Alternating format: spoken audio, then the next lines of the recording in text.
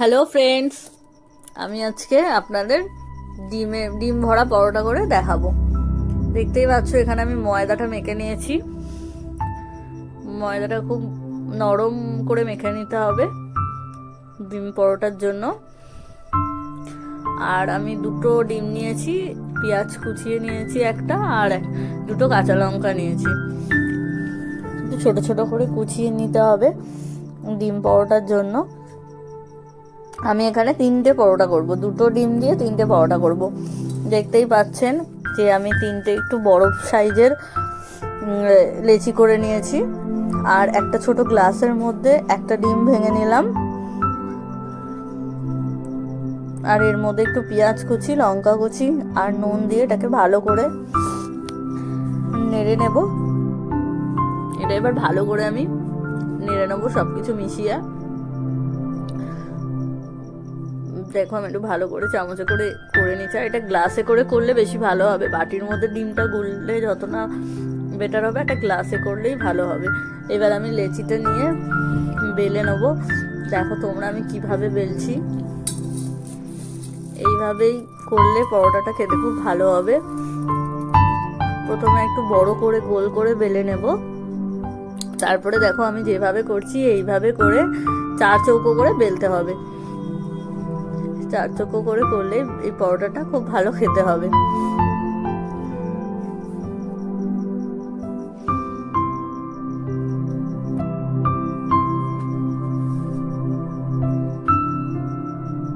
একটু আস্তে আস্তে করে বেলতে হবে, যাতে ঠিকঠাক ভাবে পরোটার এটা বেলা হয়।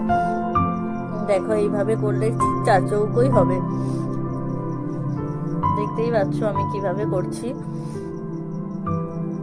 আর এই পরোটাটা টিফিনের জন্য খুব ভালো খাবার হবে।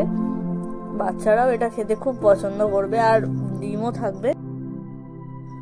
সকালে টিফিনে বা বিকালের জল খাবারে এটা তোমরা অনায়াসেই খেতে পারো। 1 থেকে 2টো খেলেই এটা পেট ভরে যাবে।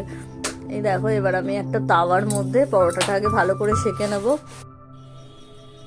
দেখো এই যে ভালো করে এবার আমি এটা ভালো করে সেঁকে নেব।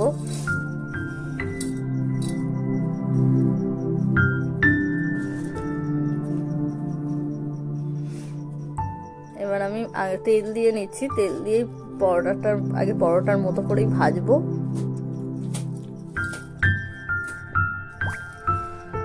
দেখো আমার পরোটাটা কিন্তু ফুলছে, তোমরা বুঝতে পারছো কি জানি না। এবার আমি আস্তে করে ছুরি দিয়ে এটাকে একটু সামান্য ফুটো করব।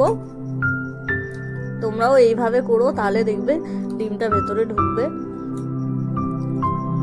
এই পরোটাটা ফার্স্টেরটা আমার একটু বেরিয়ে গেছিলো, কিন্তু তারপরের গুলো সব ঠিক হয়েছিল। তোমরাও চেষ্টা করে দেখো, ঠিকঠাকই হবে। আর এটা খেতে খুবই ভালো লাগবে। এটা সস বা যে কোনো চাটনি আচারের সাথেই খাওয়া যাবে, বা শুধুও খেতে পারো তোমরা। তো তোমরা সবাই বাড়িতে ট্রাই করে দেখো এই ডিম পরোটাটা।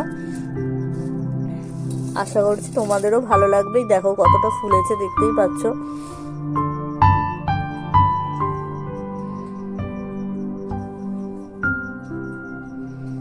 আর এইটা দেখো মাঝখানে আমি এই ফুটোটা করেছিলাম, আর ডিমটা পুরো একদম ঢুকেছিল, সেটা তোমরা দেখতেই পেলে। আর একটুখানি চেপে চেপে আস্তে আস্তে করে দিলে পুরো পরোটার ভেতরে ডিমটা ছড়িয়ে যাবে।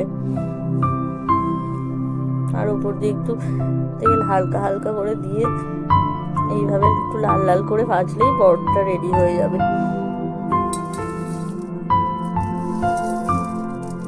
তোমরাও এইভাবে বাড়িতে বানিয়ে খেও, নিশ্চয়ই ভালো লাগবে। এই দেখো আমার পুরো পরোটা রেডি। আমি সস আর কাঁচা পেঁয়াজের সাথে এটা খেয়েছিলাম। আমার 3টে পরোটাই এখানে রেডি হয়ে গেছে। ভালো লাগলে লাইক করে দিও আর সাবস্ক্রাইব করো আমার চ্যানেলটা।